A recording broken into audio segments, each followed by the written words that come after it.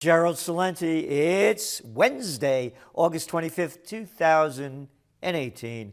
And here are some of today's trends in the news. Well, you know, it wasn't a good day yesterday over here in the States with the markets. So over there in Asia, boop, they were down. Over there in Europe, boom, down. Here in the States, Dow was down 200. But then it recovered, went up over 100, closed around 60. NASDAQ, boop, down a little bit, gold down, oil, beep, and Bitcoin, shoo, took a hit. Yep, it was over 10,000, now it's just hovering around 9,000. So a lot of volatility around. So what happened to the Dow? Well, it snapped its 6-day losing streak, and here's what they said. The Dow Jones Industrial Average closed higher for the first time in 6 sessions, recovering from sharp losses seen earlier in the day. Stocks fell sharply because interest rates rose to levels not seen in years. The benchmark 10-year Treasury yield traded at 3.03% after breaking above 3% for the first time yesterday since 2014. So what does this mean? Trend alert, trend alert. Crash coming? Is the end near? Here's the trend. So, that's what we have. A trend alert putting you ahead of the news and on top of the trends. So our forecast, again, the Trump rally has peaked. Short term, boop, things may move up a bit. Long term, as long as these rates keep going up, the market keeps going down for a number of reasons, and they're outlined in your trend alert. Among them, it's going to cost more money to borrow. So as interest rates go up, it costs more to borrow. And that's going to slow things down, particularly stock buybacks. Now, the earnings reports. Well, one of the reasons the markets went up, well, Boeing showed some great earnings. Yes, earnings are good, but that's discounted into the market already. And we believe after the big budget, the omnibus budget that Trump passed, that's going to work its way out, and you're not going to see these earnings after the tax breaks and all that is taken in. They're not going to be rising as fast as they were. So again, your trend alert not only has what to expect with the markets, but what the wild cards are and where we see it going. Again, a trend alert with information that you won't find anywhere in one place in the mainstream prostitute media. And what happened? Gold, well, gold prices obviously went down because interest rates are going up. So we know the story on that one as well, that the higher the yields on bonds, it makes gold less attractive as an investment because it pays no interest. And we've given you this over and over again. It's in this range. If interest rates really start to go up sharply, you can see that $100 drop in gold that we say is going to be the bottom. And oil prices, well, not much going on except that U.S. stockpiles rose unexpectedly. And also production in the United States has now overtaken Saudi Arabia. And we're right behind Russia, which is number one. So geopolitical tensions have eased a bit over there in the Middle East, but they really haven't. So that's anyway where the markets are, where things are going. Economic jitters unsettle any European move on rates. Again, go back to your trend alert. Trend alert. It's all in there again. They're only putting little pieces together. We're giving you the globalnomics story. So we already have in Europe, negative 0.4 bank rates.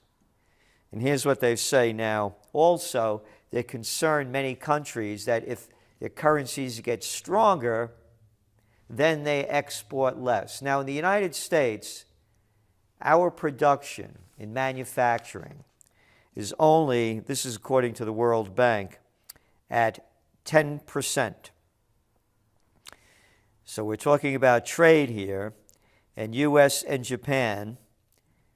The Eurozone exports goods and services worth 44% of its economic output each year, compared with less than 12% for the United States, 16% for Japan, and 20% for China. But again, these are 2016 numbers. That's the latest they came out with. But I was kind of thrown back a bit that it's only 20% of China that their accounts for their economy. So, interesting. And speaking about China, I grew up during the Cold War. I remember the Vietnam War. Too young to remember the Korean War, but I know it was about stopping those commies over there. Same thing with Vietnam. How we were taught to hate the Russians, the Soviet Union, the Chinese, the Iron Curtain, the Bamboo Curtain, and dominoes flopping out of Vietnam and crashing all over Asia until they hit the United States, and we'd all be commies. But hey, when it came to doing business, it was okay. We'll stop starting wars, slaughtering tens of millions of innocent people, destroying entire nations, ruining the lives of hundreds of millions. When it comes to making dough, here's something that you won't read, because this is from the Chinese press. Beijing, April 24th. President Xi, General Secretary of the Communist Party of China, Central Committee, has stressed the importance of studying the Communist Manifesto. The purpose of reviewing the Communist Manifesto is to understand and grasp the power and truth of Marxism and write a new chapter of socialism with Chinese characteristics in the new era, she said on Monday. It's necessary to, quote, apply the scientific principles and the spirit of the Communist Manifesto to the overall planning of activities related to the great struggle, great project, great cause, and great dream, he said. Isn't that something, man? Promoting that Communist Manifesto. Yep. More efforts should be made to develop Marxism in the 21st century. Yeah. Look at this, right? We have all those slimy, disgusting politicians and all of those media prostitutes that have sold hate and war throughout their careers. Hey, but we're doing business with them Chinese now. It's okay. Nobody talks about those commies anymore. No. How many lives of Americans were ruined besides buying into these lies and destroying us not only of our lives, but of our rights? The hypocrisy. And again, do what you want. Moving on. Talking about slimers and lowlives, how about that guy, Comic Comey? Yeah, the former FBI clown. Guess what? Comey's comic book about Trump has sold 600,000 plus copies already. A piece of garbage, but it's the perfect comic book for the presidential reality show. And moving on, Coca-Cola sales fizz after reboot of Diet Brand. Yep. Diet Coke returned to quarterly sales growth in North America for the first time in 8 years after redesigning its no-calorie cans with neon colors and unveiling such flavors as twisted mango for twisted minds and feisty cherries for people that buy into this. Warning, warning, bullshit alert. Citing demand from millennials for adventure, this is a quote, and new experiences. James Quincy, Coca-Cola's chief executive, said he was encouraged by the initial consumer response. Wow. Adventure and new experiences. Boy, these millennials are really cutting edge, man. Twisted mango and out of your mind, whatever else. Could you imagine this crap? Oh, that health movement going on in the United States? Yeah, you know what I say. They say that pigs can't fly. Go to the airport. They're all over the place. So, people are still consuming way more junk than high-quality products. Not even close. Saudi officials raise alarm on unemployment. Nearly 13% unemployment rate in Saudi Arabia, while the clown prince and the other murderers, with the United States assisting them, killing tens of thousands of people, ruining their lives, cholera, destroying Yemen, worst health crisis in the world, but don't take care of your unemployment. And guess what? 2/3 of Saudis are employed by the state. I make this because it relates to your trend alert, globalnomic in a way that nobody else does. Saudi Arabia needs oil at $100 a barrel for its budget to break even, and they're in economic problems. And they're going to do what they can to raise the price of this oil. And what does that mean? Goes back to Trump. That's right. He was with Catson, Macron, all the big news. Yep. Look at this freak show. Look at these photos. Look at all these little boys dressed up in their military drag playing a role. Look at the red carpets. Look what we have to pay for.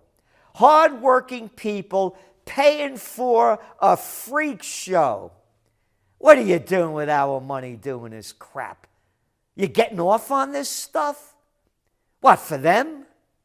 A little group of people? Anyway, now they're talking about Iran.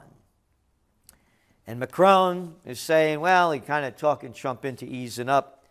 But this is the same Macron, by the way, a little boy of nothing. Remember when French President Emmanuel Macron said Thursday, this is going back to April 12th, around that time, that he would respond to proof that the regime of Syrian President Bashar al-Assad had used chemical weapons at a time of our choosing. They never chose to do it. These people are murderers. But hey, they're the president. We roll out the red carpet, like for the clown prince. Trump warns Iran on deal. Yep, big story here. Nobody knows what I'm going to do, Trump said. We'll see. But we'll also see if I do what some people expect, whether or not it will be possible to do a new deal with solid foundations. If Iran threatens us in any way, they will pay a price like few countries have ever paid. Could you imagine this? Nobody knows what I'm going to do. Isn't it great to live into a dictatorship? And another dictator before him, Obama, another dictator before him, Bush, another dictator before him, Clinton, waging wars without us having a say in it and this arrogant attitude. Trump tells Iran not to restart nuclear plan. Whenever there's trouble, Yemen, Syria, no matter where you have it, Iran is behind it. Oh, yeah? No. Saudi Arabia, the United States, and your coalition of the killing are behind it. But we'll blame Iran.